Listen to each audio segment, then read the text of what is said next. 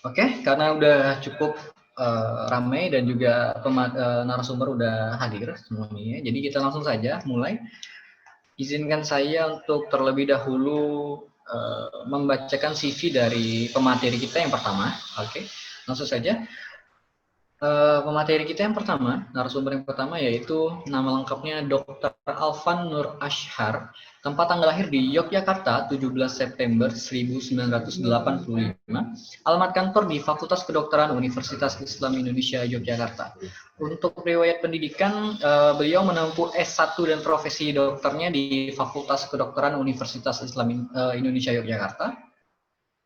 Kemudian karir yang ditempuh Dr. Alvan itu pertama dokter Timnas Indonesia, kemudian founder Exercise Medicine Center UII, kemudian Head of Medical Department PSIS Semarang. Waduh, ini mantap sekali ya, keren sekali nih karir ini. Kemudian ini nih tahun 2011 Dr. Alvan menjadi dokter timnasnya di timnas senior dengan pelatih coach Neil Maizar dan juga Fabio Oliveira. Kemudian timnas U23 juga dengan coach Aji Santoso dan juga Widodo Cahyono Putro. Kemudian 2013-2015 Dr. Alvan menjabat sebagai dokter juga di timnas PSSI Under 19 ataupun U19 bersama coach Indra Syafri.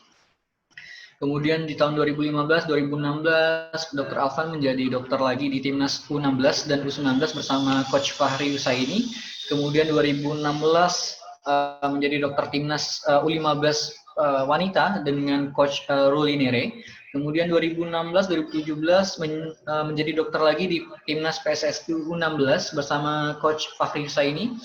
2017-2019 beliau menjabat sebagai dokter di tim Bayangkara FC ya senior, kemudian under 20, under 19, under 16 bersama coach Simon McManamy dan juga Paul Munster. Kemudian tahun 2020 sampai sekarang Dr. Alvan menjadi dokter di tim PSIS Semarang ya, PSIS Semarang bersama coach Dragan Jukanovic. Tanpa berpanjang-panjang dan berlebar-lebar, dengan hormat kepada Dr. Alvan, waktu dan tempatnya saya persilakan.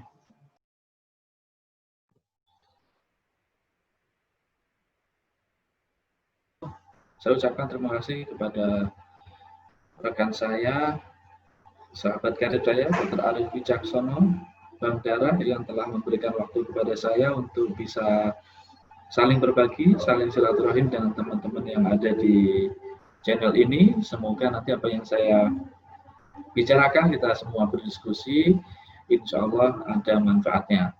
Baik, langsung saja saya akan share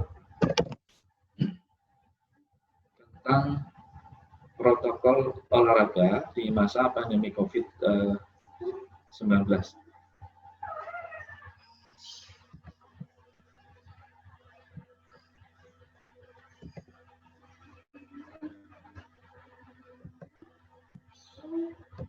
Mohon izinnya untuk bisa diizinkan saya share screen, admin.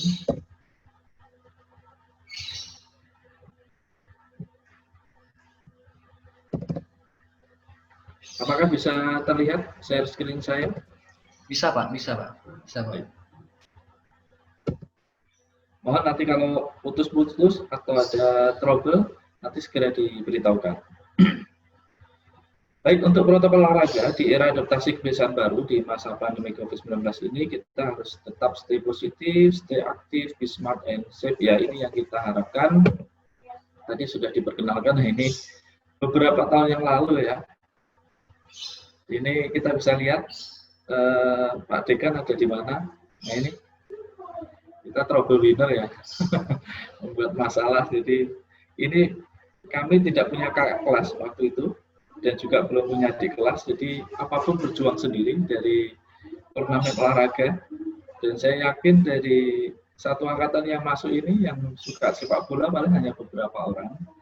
Dan yang lainnya penggembira, mau nggak mau kita harus bertempur, berjuang bersama untuk memperebutkan gelar. Dan memang nggak pernah punya gelar ya, karena jumlahnya yang cowok juga sedikit. Nah ini beliau, ini kalau dulu zaman dulu ini larinya kencang sekali ya. Kalau minta bola itu pokoknya sudah kasih sana tak kejarnya, itu pokoknya moto beliau seperti itu. Nah ini beberapa teman-teman yang sekarang memang sudah tersebar di beberapa rumah sakit dan alhamdulillah sudah banyak yang menjadi spesialis. Baik, tadi sudah diperkenalkan oleh admin, ini tahun 2011 saya bersama timnas senior bersama coach Fabio Oliveira dan juga coach Neymar. Lalu di tahun 2013-2015 saya dengan coach Indra Safri, Evan Dimas dan kawan-kawan di timnas U19 kurang lebih 2 tahun. Lalu bersama Coach Mario Husaini di timnas U19 dan U16 waktu itu zamannya Nadio, kemudian zamannya Egi Maulana Fikri. Saya juga mengusut di situ. Lalu saya mendapatkan kesempatan untuk bisa mengikuti course di Football Medicine License yang dikeluarkan oleh AFC Asia dan juga FIFA dunia, dan hanya beberapa orang mungkin yang bisa mendapatkan kesempatan ini dari Indonesia. Dan juga saya menjadi member dari dokter tim untuk AFC FIFA. Lalu di tahun 2017 kurang lebih saya bersama Bayangkara FC ya, dari senior sampai tingkat junior, dan alhamdulillah ada prestasi yang ada di situ juga. Lalu juga sempat mengadakan beberapa ibaratnya studi banding ya di Eropa, waktu itu ada di Barcelona, Real Madrid, Valencia, kemudian satu lagi di Eropa. Lalu di Asia Tenggara, kemudian juga di Timur Tengah, waktu itu di Uni Emirat Arab, kemudian di Qatar, lalu di Oman. Beberapa experience inilah yang membuat saya semakin senang ya menggeluti untuk dunia khususnya sepak bola di bidang medis, apa aja yang bisa kita ambil dari sana sehingga bisa memajukan sepak bola Indonesia. Lalu saya sekarang ada di PSIS FC untuk sekarang stay ya di Semarang juga, bolak-balik Jogja karena saya juga harus punya kesempatan mengabdi di Fakultas Kedokteran Universitas Islam Indonesia. Baik, ini yang akan saya sampaikan untuk masa pandemik ini, beberapa protokol kesehatan yang sebenarnya saya di PSSI juga membuat protokol karena Liga 1 juga akan mulai. Permintaan dari gugus tugas pusat melihat apa saja kesiapannya, baik tim, biasanya rata-rata tim untuk Liga 1, Liga 2 itu berada di MES. Ini juga harus kita pikirkan bagaimana kegiatan sehari-hari di MES, bagaimana kegiatan sehari-hari ketika mereka latihan, kemudian perjalanan, dan juga pertandingan. Apa sih yang dibuat? Ini hanya beberapa yang kami buat, referensinya kami mengambil dari tim La Liga Spanyol, kemudian ada dari Denmark, kemudian ada dari Indonesia sendiri, dan panduan FIFA, beberapa juga dari Kemenkes, di mana Kemenkes ini ada beberapa perubahan, sampai hari ini ada 5 revisi, sehingga beberapa yang lalu kami juga kita rubah ya, beberapa kalimat, beberapa slide kita rubah menyesuaikan dengan perkembangan sampai hari ini. Nah, dilema kita adalah pada situasi pandemik ya, pada situasi pandemik COVID ini memang kita tidak bisa hanya terus berdiam diri, ya, mempertahankan ya work from home, kemudian jadi passive lifestyle, ini kita sudah tidak bisa lagi. Kita harus tetap aktif sehat, ya. Bagaimana kita harus menerapkan prinsip stay at home dan juga physical distancing. Seperti yang sudah kita ketahui bersama, bahwasanya COVID-19 ini disebarkan dari droplet seseorang ketika batuk atau bersin yang menyebar ke udara dan menempel ke permukaan benda, lalu virus masuk menginfeksi seseorang. Port entry-nya ada di mata, hidung, mulut. Saya rasa semua sudah memahami ini. Publik sudah ketahui penularan, maka perlu sekali menjaga bagaimana tidak saling menularkan, tidak tertular dengan menjaga jarak kurang lebih 1 sampai 1,5 meter. Kemudian menghindari pertemuan publik dan massal. Nah, ini wajar. Jadi kekhawatiran publik ini jika masih melakukan olahraga di tempat terbuka, bagaimana kita memposisikan diri, bagaimana kita menjaga jarak, bagaimana kita tidak berkumpul dengan banyak orang. Mungkin akan bosan ketika olahraga dilakukan sendiri. Bagaimana kita akan berolahraga di gym? Bagaimana protokolnya? Nah, ini nanti akan kita bahas ya. Apalagi yang sangat-sangat berisiko kan orang usia lanjut, kurang lebih 60 tahun, orang punya penyakit degeneratif seperti diabetes, jantung, paru, ataupun orang-orang yang juga punya gangguan imunitas, kayak orang kanker, HIV, dan lain sebagainya. Faktanya adalah aktivitas fisik, nah tadi sudah ada buku yang dikeluarkan oleh Dr. Arif, mungkin nanti bisa dibaca ya. Aktivitas fisik intensitas sedang. Jadi yang diharapkan ini intensitas sedang, ini berhubungan dengan fungsi imunitas tubuh yang baik. Jadi nanti intensitas kita akan bagi ya low, ya kemudian menengah, kemudian tingkat atas. Aktivitas fisik yang teratur dapat mengurangi stres dan kecemasan, di mana mungkin merasakan hal ini dalam kondisi pandemi COVID-19. Pada era pandemi COVID-19 ini orang banyak berpikir, takut, cemas. Nah ini bahaya, ini bisa menurunkan imunitas tubuh. Nah kita lihat, ketika seseorang melakukan olahraga dengan intensitas sedang, ya, imunitas ini meningkat. Ya imunitas meningkat pada masa pandemi COVID. Bagaimana cara menghitung? Nanti kita bisa tahu atau nanti dijelaskan oleh Dr. Arif. Rekomendasi American College of Sport Medicine ya merekomendasikan latihan aktivitas fisik dengan intensitas sedang selama 150 sampai 300 menit per minggu dan latihan kekuatan otot 2 kali per minggu. Caranya mungkin bisa seminggu 5 kali menerapkan aktivitas aerobiknya, kemudian 2 sampai 3 kali menerapkan latihan kekuatan otot per minggunya. Nah, dalam bugar ini kita tahu ya sehat sama bugar beda ya. Kalau sehat mungkin dia batuk, dia pilek itu nggak sehat.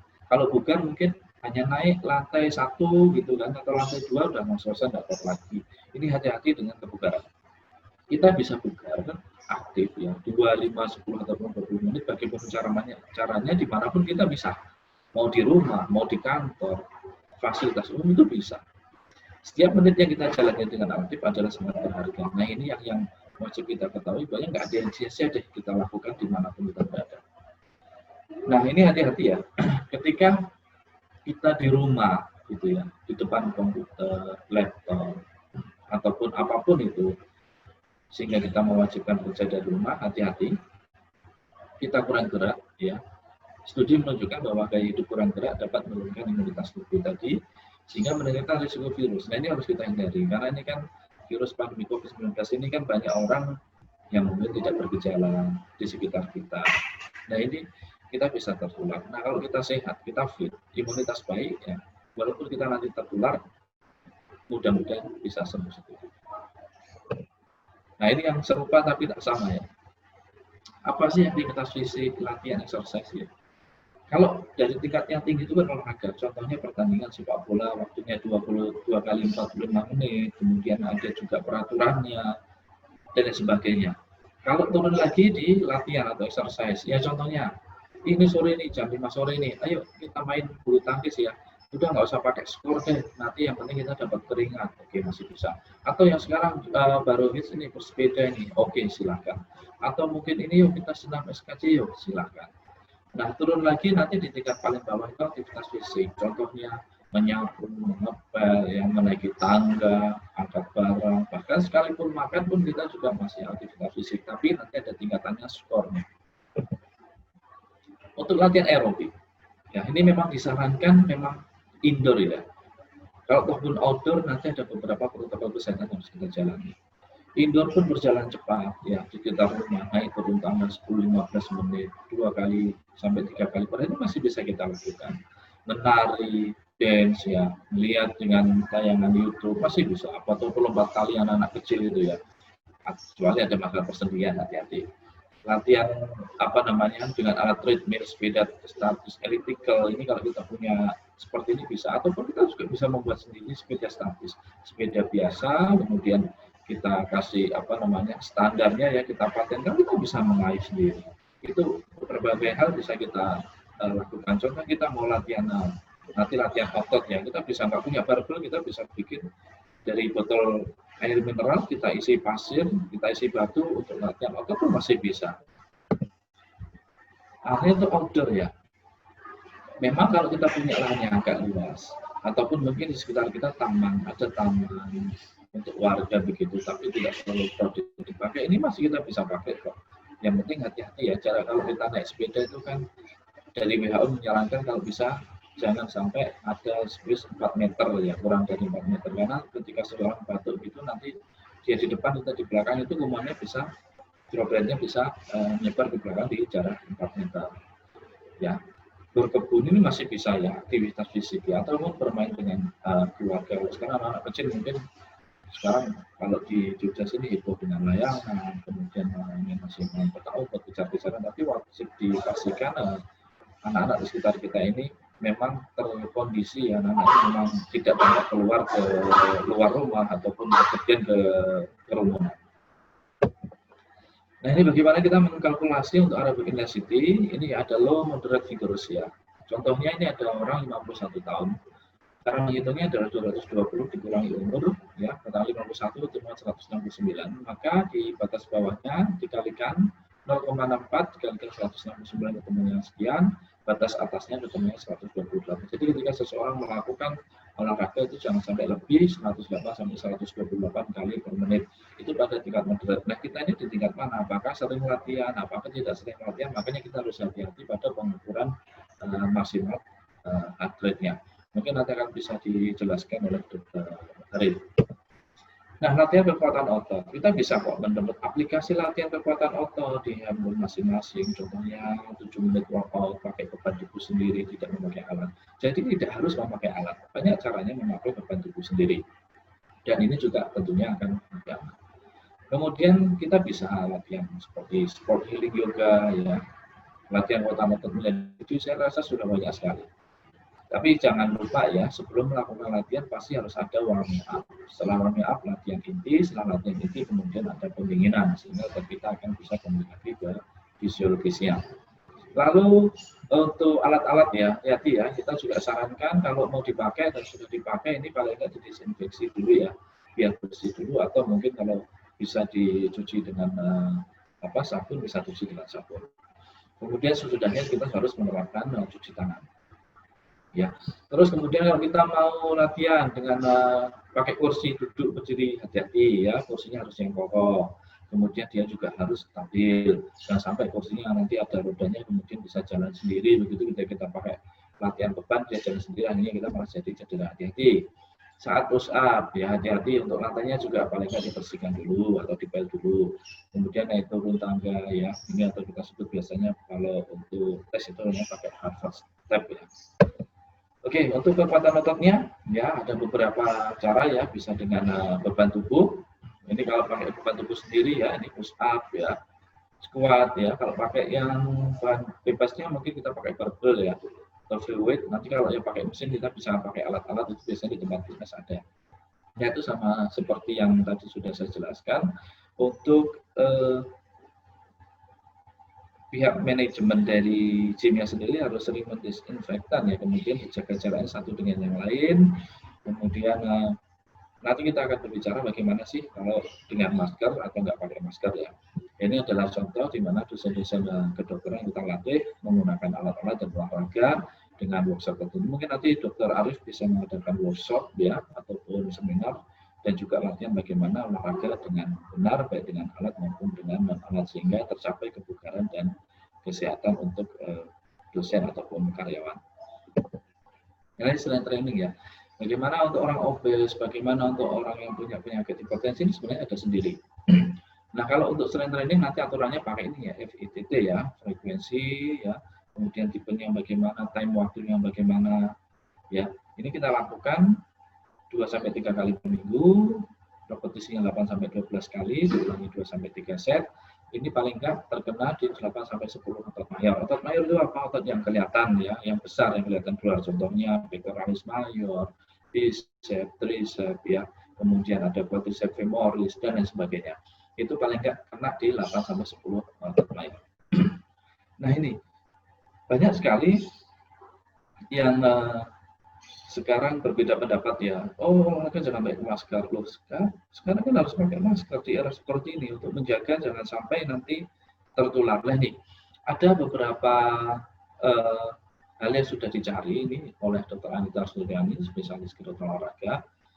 Dari evidence based case report ya, setelah dicari itu antara kelompok pakai masker dan dipakai masker ini ternyata yang dicari untuk hipoventilasi, berkurang frekuensi nafas, akumulasi laktat, ya, kemudian cepat lelah, ini tidak ada perbedaan proses metabolik tubuh dasar VO2 max, laktat, ya, threshold, ya, kemudian ventilation thresholdnya ini tidak ada. Ya, semua ketidaknyamanan masker hanya terjadi pada fase akut atau penggunaan di awal. Kalau sudah familiar, maka bisa ini kita ambil dari IG yang dibuat oleh Dr. Andi Kurniawan, spesialis kedokteran olahraga yang sekarang membidangi di Eminence SPBI Jakarta. Tapi kemudian ada pendapat lain nih dari WHO, ini nggak boleh nih pakai masker. Kenapa? Nanti kalau terlalu basah, kena keringat, akhirnya yang terjadi adalah banyak penumpukan mikroorganisme yang justru bisa menyebabkan penyakit lain. Tapi yang penting adalah dalam melakukan exercise ini menjaga dari physical distancing. Nah, ini hati-hati juga ya, apakah benar kita bisa menjaga physical distancing-nya secara bagus, begitu kan? Kalau tidak ya hati-hati. Makanya saya pernah mencoba, ini saya kalau coba olahraga di outdoor ya, di lapangan, ini saya pakai masker. Jadi kalau masker berkumpul begitu kan, saya terapkan sebelum masuk lapangan ada tempat cuci tangan. Jadi teman-teman cuci tangan dulu, kemudian dicek suhu, yang suhunya di bawah 37,5 derajat boleh masuk. Lalu setelah itu untuk duduknya kita harus saling menerapkan physical distancing. Lalu saya pakai masker. Memang ada beberapa teman-teman yang belum pakai masker. Ini hal yang sering kita temui. Dan nanti kalau saat sepak bola, kalau pas crowded begitu, contohnya tendangan bebas, saya harus di depan, saya pakai masker. Kemudian saat saya tidak dapat bola begitu kan, pasti jaraknya ini lebih dari 4 meter, maka ini saya buka sehingga saya bisa bernafas, ataupun nanti saya menutupi bola, kalau jaraknya ini paling tidak saya bisa jarak 2 meter gitu, saya lepas. Tapi kalau sudah mendekati lawan ini baru saya pakai ini masker. Makanya ini saya pakai masker selalu saya gunakan. Nah, memang di awal memang ada nggak nyaman, tapi lama-lama juga sudah familiar seperti nggak pakai masker ya. Terutama ini masker yang dipakai, saya pakai untuk yang masker medis karena lebih ringan ya, penapasnya lebih mudah. Ya, ini mungkin bisa dicoba rekan-rekan yang lain. Nah, ini kemarin yang kami bawa untuk gugus tugas, kami membawa beberapa protokol. Mungkin nanti bisa diterapkan di klub masing-masing. Mungkin yang ada klub mungkin basket ya atau apapun itu yang mereka berada di satu mes gitu kan. Ataupun nanti juga bisa dimintakan untuk yang olahraga individu. Ini basic prinsipnya tetap sama kok, pakai masker, cuci tangan atau hand sanitizer, terus jaga jarak. Nah, ini mungkin nanti bisa dibuka. Bagaimana kita akan membuka tempat fasilitas olahraga ini nanti di website ini yang dikeluarkan oleh American College of Sport Medicine ini sudah ada. Nanti tinggal diklik aja di tempat mana yang pengen dibuka. Contohnya di tempat gym gitu ya, atau dimanapun nanti ada di sini untuk panduannya. Nah, ini kalau kami buat di tim sepak bola ya, ini kan ada di mes ya. Jadi untuk kedatangan di mes diharapkan dibuka selambat-lambatnya 14 hari sebelumnya. Kenapa? Ini kita pakai metode sehingga 14 hari sebelumnya mereka ini harus istirahat seperti isolasi diri mereka. Kita anggap analoginya mereka terpapar, lalu mereka isolasi. Nah, di hari ke-13 atau 14 mereka berusaha untuk rapid test. Mungkin beberapa dari kita sekarang ini ya, rapid test sudah nggak cocok, sekarang cocoknya adalah memakai swab. Ya, tapi ini kalau kita pakai rapid test, ini pilihannya adalah kita harus beberapa kali pemeriksaan. Nah, ini yang dipilih untuk rapid test. Kalau swab ini kan contohnya katakanlah biayanya 1.500.000. Tetapi ketika dia di swab test, apakah bisa meyakinkan bahwasanya ke belakangnya dia tidak akan tertular? Nah, ini nggak bisa juga. Terus kemudian kalau rapid test sama sebenarnya. Cuma rapid test ini harus dilakukan paling nggak 10-14 hari kemudian. Jadi ada pemantauan selalu. Nah, ini ada pilihan tersebut, kami memilihnya dengan rapid test. Nah, ini contohnya begini, pemain 14 hari sebelumnya sudah diumumkan, lalu dia isolasi sendiri di rumah. Ataupun kalau dia mau keluar pakai protokol kesehatan yang ketat. Lalu dari 13 mereka rapid test, kalau dinyatakan reaktif, mereka baru boleh masuk ke mes. Sehingga mes ini yang sudah kita sterilisasi ini tidak katakanlah terpapar ya oleh mungkin pemain yang punya virus. Kemudian setelah itu kita jalankan protokol yang sudah kita buat. Kalau mereka nggak menjalankan itu di rumah masing-masing, ini percuma kita mau pakai rapid test ya. Nah, ini yang saya ambil, ini sebenarnya yang dilakukan oleh tim di La Liga. Jadi kalau tim La Liga itu kan mereka memang ketat di daerah Spanyol, apalagi Spanyol itu kan masih tinggi ya, masih tinggi untuk COVID-nya. Mereka ini dibagi ada 4 fase ya. Satu ya, dia pada di rumah sendiri-sendiri yang individual training fase 2. Dia kemudian masuk group training session di 3 dan 4. Nah, kita ini sebenarnya sama ya, nanti akan dimasukkan di fase 3, group training session ini.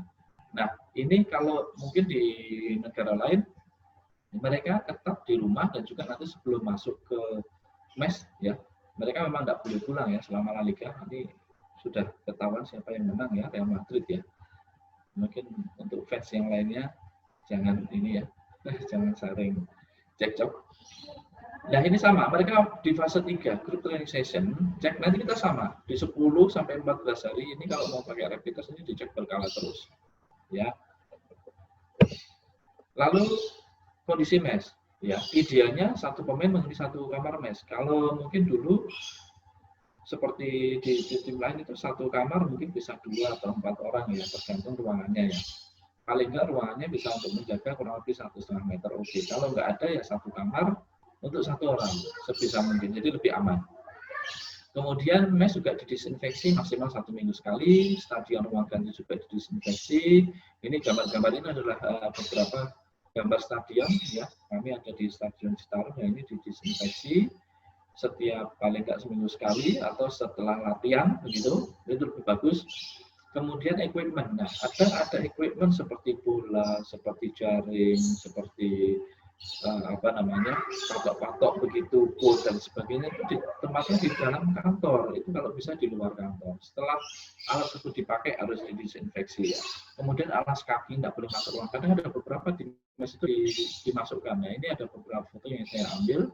Ini mereka sudah mulai di luar. Jadi kami punya pengalaman, kemarin tim Liga 1 sudah mulai libur, gitu kan. Karena belum ada keputusan tentang COVID, waktu itu kami masih masuk. Kami uji coba untuk protokol kesehatan, jalan kok ya. Rasakan semua punya kesadaran ya, dan kemauan untuk menjalankan protokol kesehatan dengan disiplin. Ya, terus kemudian alas kaki disemprot atau disinfeksi dulu ya. Ini bisa sehingga masuk dalam kondisi steril.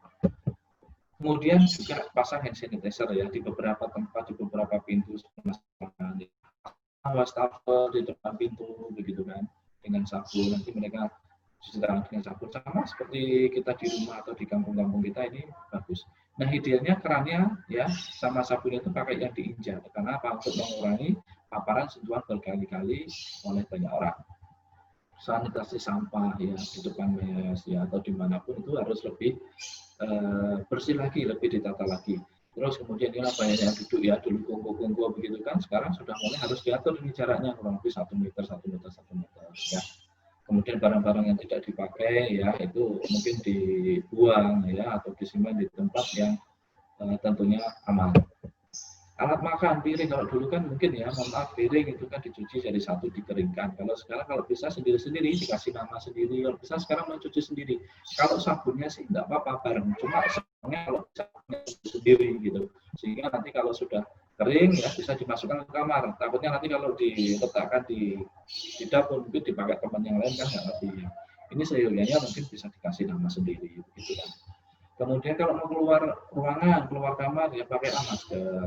Terus kemudian antara teman dan yang lain walaupun di dalam satu mes mungkin kelihatan sehat, tetap harus jaga jarak juga.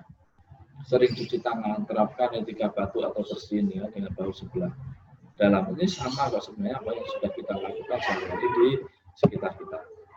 Nah ini yang penting adalah cek suhu pagi sore ya. Aman kalau suhu sumber ya, beberapa webinar itu menyebutkan 37,8 derajat Celcius. Ini pagi dan sore harus kita cek. Kemudian hati-hati cek saturasi oksigen di atas 95% paling enggak. Kenapa? Karena sering kalau orang ditanya sesek enggak, ini enggak ngerti, oh enggak. Padahal ternyata dia ada sesek, secara objektif kan kita bisa tahu dengan cek saturasi oksigen. Ya, kita bisa pakai oximeter itu yang dikasih di jari, itu harganya juga enggak mahal. Cek suhunya hati-hati ya, cek suhunya tetap pakai thermal gun ya. Kemudian ini kalau makan ya, ini makan di mes kalau bisa, kalau kumpul jadi satu rapat ini harus dipecah-pecah ataupun bisa mungkin makannya sementara dibawa ke kamar. Terus hati-hati nggak boleh merokok di dalam mes, ini sering ya, kadang ada tamu datang juga merokok, ada atlet juga masih merokok, ini hati-hati. Kemudian tidak berganti alat mandi, Kemudian klub wajib mengupdate ya kebijakan prosedur. Sama sekarang ya, seperti Kemenkes juga ada revisinya sampai 5 kali. Ini pun kami harus belajar lagi bagaimana penerapan seperti OTG, ODP, PDK sekarang sudah nggak ada, diganti yang lain. Nah, lalu ini ya, screeningnya tiap pagi atau tiap sore harusnya gini ya, ada nggak batuk, pilek, nyeri telan, hilang sensasi penciuman ya, demam, kan itu nggak bisa dicuri ya. Lalu untuk yang bersangkutan mungkin bisa dicek selanjutnya tergantung dokternya nanti apakah butuh cek darah rutin, tambah LED atau swab atau ronsen atau rapid test, ini tergantung nanti arahan dari dokternya ataupun langsung dirujuk. Nah ini tergantung dokternya juga pengobatannya.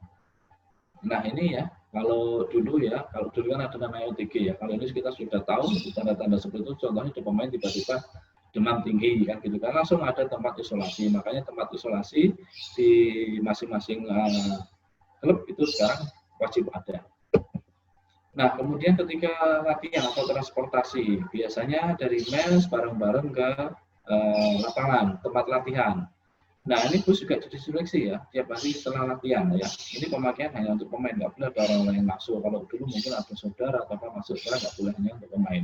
Kalau kapasitas transportasinya itu hanya cukup, katakanlah tadinya bisa masuk 30 orang, tapi ternyata setelah kita pakai penerapan aturan baru 1 meter hanya bisa dipakai 15.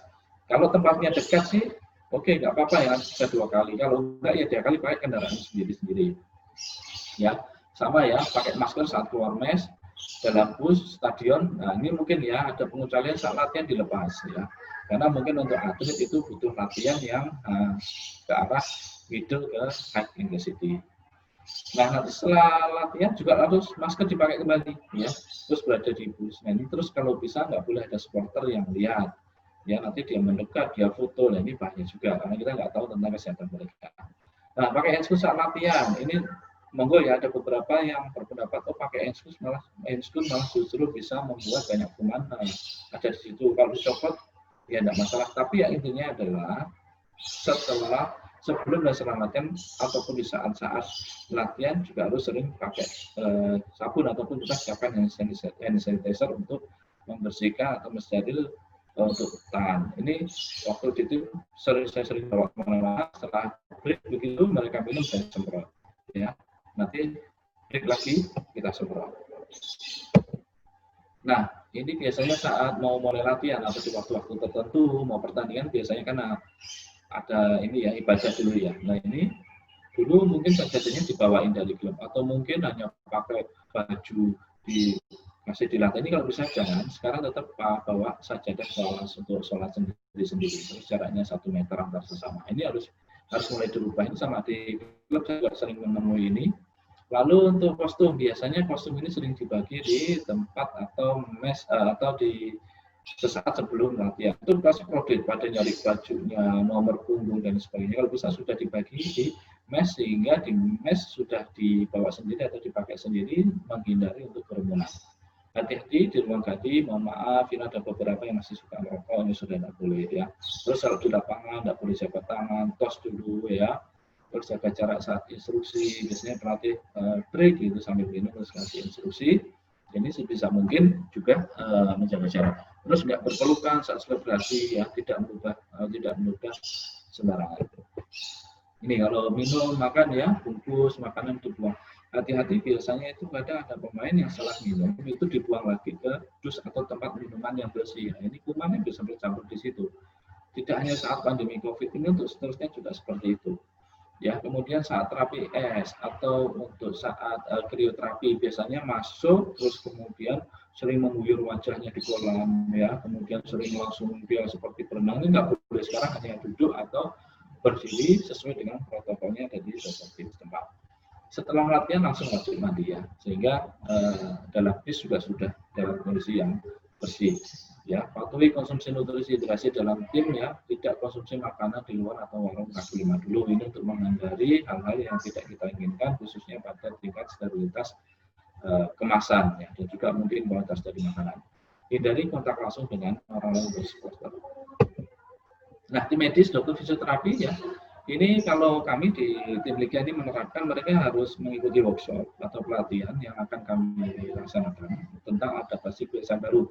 kadang ini untuk yang diikutkan di workshop ini dokter tim atau fisioterapinya asal comot, tapi nanti setelah mau pertandingan ini beda lagi. Ini kita tidak membolehkan lagi kebiasaan seperti ini. Kemudian untuk dokter fisioterapi spot measure ya, yang praktek ini harus pakai masker, face shield ya, handscoon ya, ya. Untuk measure ya biasanya kan untuk measure-nya di tempat medical room ya. Mungkin untuk menghindari pemakaian bed yang berulang, mungkin sekarang measure-nya bisa di kamar masing-masing, sehingga untuk tempatnya, untuk measure-nya, untuk bed-nya juga tidak digunakan berulang untuk orang yang lain. Ya, isolasi mandiri wajib dikasih ya. Kalau bisa jangan di tempat yang center di mes ya, enggak di di luar. Nah, ini pemeriksaan suhu tubuh bagi tamu ini harus ya. Tamu berapa nanti suhunya, ini harus hati-hati barangkali memang ada tamu yang harus masuk ataupun pengambilan gambar, foto ya, untuk promosi ini juga harus menerapkan protokol kesehatan yang ketat. Nah, ini ada beberapa memang acuan penonton yang kami juga agak rancu, mungkin ada edaran dari Menpora, ada penonton, ada separuh dari kapasitas stadion, tapi ini kita menerapkan sementara dulu tidak pakai penonton. Nanti bisa digagas ada penonton atau tidak, karena mungkin di luar negeri ini sudah mulai digagas dengan penonton. Oke, untuk yang bisa diambil hari ini, pokoknya jangan sering duduk sepanjang hari, harus tetap aktif ya. Kalau ada iklan, kita lihat TV, ya kita bisa jalan, berdiri lah, begitulah. Kemudian seling melakukan belajar rumah seperti masak, cuci piring dan sebagainya. Kalau bekerja di depan komputer paling nggak 10-15 detik senam program atau program mungkin semua sudah familiar ya. Nah, ini ada beberapa pertanyaan mengenai fisik yang itu mungkin bisa dibaca sendiri. Kalau saya di karantina apakah saya bisa aktivitas fisik dan sebagainya, mungkin nanti bisa dibaca di sini. Nah, ini mungkin kita tahu ya, sekarang kalau sebenarnya bukan era new normal ya, lebih tepat kan diganti adaptasi kebiasaan baru. Jadi sering artikan ini normal dan semua bisa seperti biasa, tidak ya, mungkin kita sekarang bisa lebih waspada, pakai baju super, alat ibadah sendiri, masker ya, potong minum sendiri, alat makan sendiri, desinfeksi, sabun ini mungkin ya wajib lah, paling nggak ada beberapa yang harus kita tolak. Ya, ini di Jogja ini sekarang memang tren ya untuk penjual duduk pun pakai face shield dan kemudian pakai masker ya. Nah, ini beberapa daftar pustaka yang kami sertakan. Baik, terima kasih. Mungkin nanti kalau ada pertanyaan bisa digabung atau nanti saya serahkan kepada admin. Terima kasih. Oke, baik. Terima kasih Dr. Alvan Nur Asyar yang telah menyampaikan materi tentang protokol berolahraga saat pandemi ya, dokter ya. Ini sangat luar biasa. Terima kasih banyak atas kesempatannya, atas kesediaannya untuk berbagi ataupun sharing dengan rekan-rekan peserta yang ada di sini. Oke, terima kasih sekali lagi Dr. Alvan. Ini sudah ada pertanyaan yang masuk dokter dari Daniel Alexander. Saya bacain ya, coba ya. Oke, selamat pagi. Izin bertanya, apakah sirkulasi udara pada ruang gym perlu diperhatikan untuk mencegah penyebaran COVID-19? Bagaimana cara mengatur sirkulasi udara di ruangan gym yang tertutup? Terima kasih. Ini mungkin bisa langsung ditanggapi ya, dokter ya. Silakan, Dok.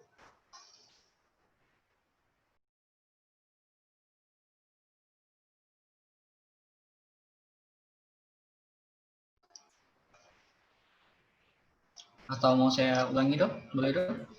Oke. Baik, untuk tempat gym ya, kebetulan saya juga mempunyai tempat gym yang kami kelola di Exercise Medicine Center Universitas Islam Indonesia. Kebetulan memang kami ini pakai AC ya. Ada beberapa pendapat kalau kita di rumah itu kalau bisa AC-nya nggak dipakai, sehingga pakai udara yang kita buka jendelanya, pintu, sehingga sirkulasi akan terus berjalan. Ada yang berbicara ya ini kalau bisa AC-nya juga mungkin dipakai, harus bersih begitu kan ya, menghindari paparan dari luar. Oke, kita sebenarnya bisa pakai semua cara asalkan kita tahu bahwasanya ruangan tersebut di kualitas ruangan di dalam ini memang benar-benar terjaga Contohnya kalau pakai ruang gym, kita pastikan dulu bisa nggak kita atur ini orang yang masuk, tetap dicek suhunya dulu pakai termogan. Kalau di bawah 37,5 atau 37,8 bersihkan masuk. Kemudian nanti dia harus pakai pakai masker dulu. Kalau pasti yang nggak latihan yang membutuhkan pemasukan oksigen yang banyak, itu mungkin dia bisa dipakai saat jeda begitu kan. Terus kemudian jarak 1 meter atau 1,5 meter disetting. Kemudian kalau ruangannya tertutup, kemudian tidak pakai AC, ya ini bisa kita kasih mungkin di setting ventilasi atau jendela yang ada di dekat ini dibuka.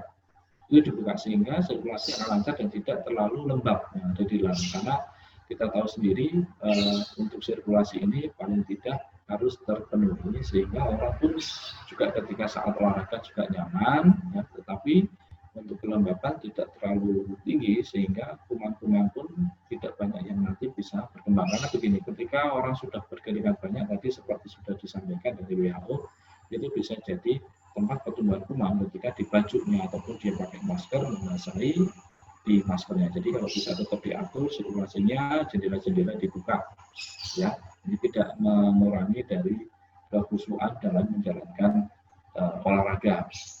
Karena mungkin orang berpendapat semakin banyak berkeringat, ya, itu semakin bagus, terus kemudian berat badannya turun. Kemudian ada lagi yang pakai baju model panas, itu hati-hati juga, faktor dehidrasi juga dipikirkan, jangan sampai mengganggu performa ataupun justru malah kena serangan-serangan seperti shock hipotermik dan lain sebagainya. Itu mungkin saran saya. Dan nanti di slide saya tadi ada yang dari American College of Sport Medicine ada panduan bagaimana kita akan membuka kembali tempat-tempat olahraga termasuk di gym. Nanti silakan diklik aja, di situ sudah terlihat. Terima kasih. Oke, baik, terima kasih Dr. Alvan atas tanggapannya. Jadi intinya bisa diatur sedemikian rupa ya dokter ya, dengan berbagai cara agar sirkulasinya tetap baik ya dokter ya selama berolahraga. Karena saya pribadi juga termasuk yang cukup berpikir nih, kira-kira udah aman belum ya kalau misalnya kita pergi nge-gym segala macam gitu kan. Karena apalagi alat-alat di gym biasanya kan disentuh oleh banyak orang, nggak cuma kita ya dokter ya. Betul sekali. Jadi ini kalau saya kami juga bikin protokol untuk protokol di gym. Nanti kan ini juga mahasiswa kan juga belum masuk ya, kami bikin protokol. Jadi sekarang kita kemarin saja ruangan kami itu kita pantau karena kita tinggal kurang lebih 2 bulan sampai 3 bulan itu alat-alat kita tuh jamur semua. Nah ini juga problem kan, langsung akhirnya kita lakukan pembersihan, begitu kita kasih desinfektan, kemudian besok ini kita harus sering ini ada pengelola, ada teman-teman terapis, sport terapis di situ yang kemudian sering menyemprot, kemudian mengelap lagi sehingga nanti aman. Karena kalau kita hanya percaya dengan pengunjung nanti dikasih semprot sendiri, nggak akan mungkin. Ini harus peran aktif dari pengelola gymnya sendiri yang harus proaktif untuk mengecek alatnya, menyemprot alatnya sehingga pemakaian berulang ataupun terpapar dengan mungkin bakteri virus lain yang ada di alatnya tadi bisa teratasi. Oke, baik, terima kasih dok. Saya pengen menyambung pertanyaan nih dok. Jadi tadi kan dokter ada menyampaikan materi tentang ini ya, intensitas olahraga yang baik ya gitu, idealnya dalam seminggu. Itu tadi saya ada lihat ada kayaknya aerobik sekitar aerobik 5 kali dalam seminggu, terus ada latihan otot ya dokter ya, penguatan otot sekitar 1 sampai 2 kali ya dalam seminggu. Itu bisa dijelasin nggak dok kenapa kayak gitu? Jadi begini, kalau dari penelitian ya kita kan ini ya beda dengan atlet ya. Kalau kita kan paling enggak untuk melakukan program latihan kan berada di level yang menengah atau moderat, itu sudah cukup. Karena dari penelitian dengan kita melakukan olahraga dengan intensitas menengah itu bisa meningkatkan imunitas. Apalagi di masa pandemi COVID-19 ini yang dibutuhkan adalah imunitas yang cukup bagus. Nah untuk olahraga itu kan disarankan ya sesuai dengan dosisnya. Itu kan harus kena titik otot dan titik jantung, atau kita ketahui kalau di jantung kan namanya adalah kardio atau namanya adalah aerobik. Itu dilakukan seminggu 5 kali minimal 30 menit. Nanti 30 menitnya kalau nggak bisa langsung sekaligus bisa kok dibagi pagi 15 menit, sore 15 menit bisa. ya, paling nggak seminggu ada 5 kali. Sedangkan untuk latihan otot kita bisa lakukan seminggu 2 sampai 3 kali dengan nanti 8 sampai 10 otot mayor yang kena, kemudian kita ulangi 8 sampai 12 repetisi, dan nanti dari masing-masing repetisi yang sudah tercapai kita bisa ulangi dengan gerakan yang sama 2 sampai 3 set. Nah, kemudian untuk aerobik nanti pilihannya monggo mau sepeda statis boleh, mau naik sepeda tapi boleh, tapi ingat ya protokol kesehatannya tetap jaga jarak, pakai masker, tetap bawa hand sanitizer setiap kali kita membersihkan tangan ya. Lalu untuk elliptical pun boleh ya, untuk treadmill pun boleh, mau lari di outdoor boleh, tapi tetap harus dengan protokol kesehatan. Intinya kalau protokol kesehatan ini kita jaga, ini masih ini deh mengurangi dari resiko terjadinya paparan COVID. Apalagi mungkin sekarang sudah pada ini ya, pada stres semua ya, sudah pada jenuh semua yang nggak boleh keluar dan sebagainya. Tapi tetap menerapkan protokol kesehatan. Nah itu tadi ada pembagian bagaimana untuk intensitas sedang.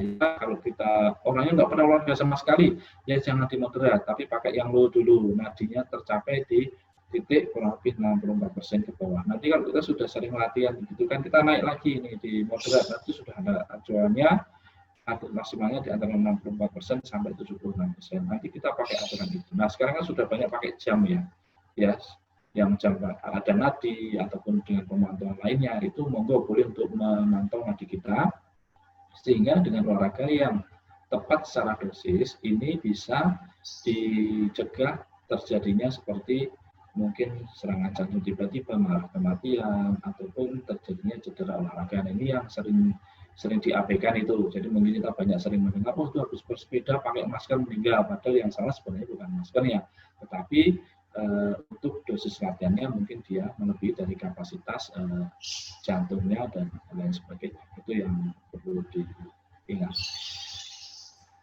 Oke, terima kasih Dokter Alvan atas tanggapannya. Berarti kesimpulannya bahwa selama pandemi ini memang kita benar-benar harus bisa menjaga tubuh kita agar bisa tetap fit ya Dokter ya.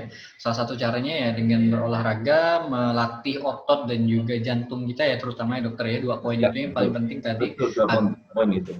Agar imunitas kita tetap tinggi, tetap baik, sehingga kita bisa melawan virus-virus yang ada, misalnya menginfeksi diri kita seperti itu ya. Juga ya, amin-amin mencegah lah seperti itu ya Dokter ya. Oke. Dan juga yang paling penting olahraganya harus sesuai porsi ya, harus ideal ya dalam segi jumlahnya, dalam segi pelaksanaannya, jangan terlalu over seperti itu. Karena olahraga memang baik, tapi kalau udah over juga ya kurang baik juga ya Dokter ya. Ini emang harus sesuai intensitasnya seperti itu. Itu yang disampaikan Dokter Alvan tadi. Ini Dokter ada masuk lagi pertanyaan dari salah satu narasumber kita yaitu Pak Dokter Arif Wicaksono. Izin bertanya Dok, liga-liga di dunia sudah pada mulai. Oh, ini pertanyaan tentang sepak bola nih Dok. Gimana dengan Indonesia Dok? Apakah ada protokol khusus? Mungkin bisa langsung ditanggapi Dok terkait Liga 1 kita. Ya siap. Itu jadi kemarin 2 hari yang lalu, jadi saya membuat protokol kesehatannya yang sudah kami perbarui. Jadi ada beberapa perbaruan ya dari pemerintah. Ini kan mereka dari Kemenkes RI mengeluarkan pengendalian dan pencegahan COVID ini sudah revisi kelima. Jadi kita harus belajar lagi, merubah lagi, kemudian kita ajukan ke gugus tugas di pusat. Memang di liga lain ini sudah mulai atau bahkan mungkin sudah ada yang mau selesai. Nah kita ini baru melihat apakah ini berani diterapkan atau tidak. Tentunya kalau kita mau meningkat loh di negara luar bahkan yang COVID-19 saat ini berani ya. Kita lihat sendiri bahwa di Indonesia sendiri mungkin juga berani ketika kita melihat apakah kesadaran dari pemainnya sendiri, official sendiri, pelatih sendiri mau menerapkan kesadaran dan kedisiplinan akan protokol kesehatan. Kalau ini oke, kemudian sarana prasarananya ditunjang, kemudian juga apa sih protokol kesehatan di masing-masing klub ini ada dan berani untuk diterapkan disiplin, oke tidak masalah. Kebetulan kami juga tergabung di PSSI ini menerapkan beberapa protokol. Yang pertama adalah protokol untuk klub sendiri, yang kedua protokol untuk training center timnas, dan timnas sekarang sudah mulai latihan ya di Jakarta untuk timnas U16, lalu untuk U19 masih secara virtual. Kemudian juga kita terapkan nanti di SSB Akademi bagaimana protokol kesehatannya, kemudian juga kepada lisensi kepelatihan yang nanti mungkin akan digelar, bagaimana protokol kesehatan kita sudah buat sedemikian rupa sehingga bagaimana cek labnya, bagaimana nanti peran dokternya, ini kita sudah buat. Yang nanti yang perlu diterapkan adalah dokter timnya ini kalau bisa memang tidak berganti-ganti sehingga mereka mengetahui dari awal apa yang kita inginkan, dan juga mungkin dari klub ataupun dari masing-masing akademi SSB ini benar-benar paham bagaimana mengkomparasi protokol kesehatan untuk di bidang kesehatan, di bidang olahraga dengan protokol kesehatan yang diharapkan oleh dari pihak Kementerian Kesehatan. Nah, ini upaya yang kami lakukan. Mudah-mudahan kalau tidak ada kendala sih nanti Oktober sudah bisa dimulai seperti apa yang kita pantau di media sosial. Kalau iya, mungkin nanti klub sudah mulai latihan, ada bahkan mungkin klub yang sudah mulai latihan bulan ini ataupun akan dimulai di bulan September. Memang ada beberapa plus minusnya ketika tim sudah mulai latihan atau belum latihan. Oke. Baik, terima kasih Dok atas tanggapannya. Oke, berarti dari manajemen Liga 1 dan juga anggota-anggotanya mungkin udah mulai menerapkan lah ya dokter ya. Menerapkan berbagai macam protokol yang udah memang disusun sedemikian rupa walaupun udah terjadi 5 kali revisi.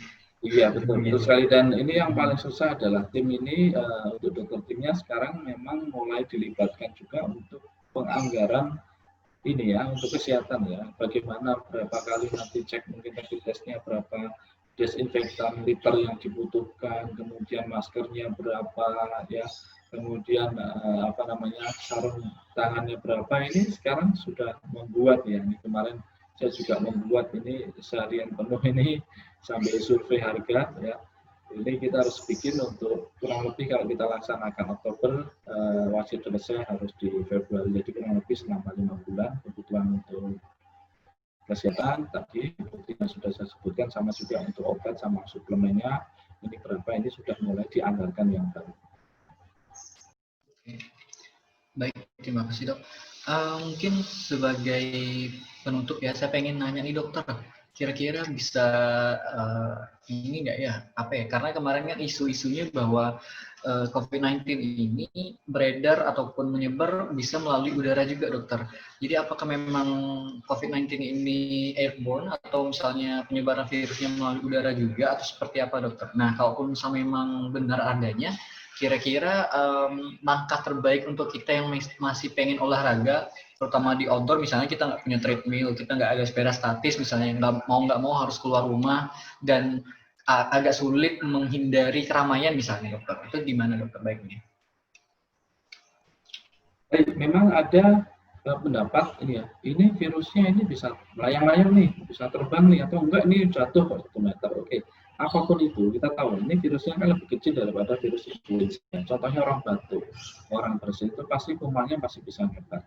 Oke lah, kita sekarang pakai pendapat yang ini masih melayang. Protokol kesehatan tetap jalan, pakai masker ya. Tadi sudah ada beberapa penelitian yang menyebutkan pakai masker itu sebenarnya tidak mengurangi dari asupan nanti CO2 max ya, kemudian tidak mengganggu dari sistem laktat menjadi energi lagi, sebenarnya tidak ada masalah. Cuma di fase awalnya, di fase akutnya ini memang nggak nyaman gitu kan. Tapi saya juga sudah coba sendiri ini, tapi lama-lama sudah terbiasa. Nah kemudian kalau kita mau pakai, tetap dipakai, dipersiapkan ya. Kalau memang ini jaraknya sangat dekat ya, tidak bisa menjaga 1 meter ya, kita harus bisa memakai.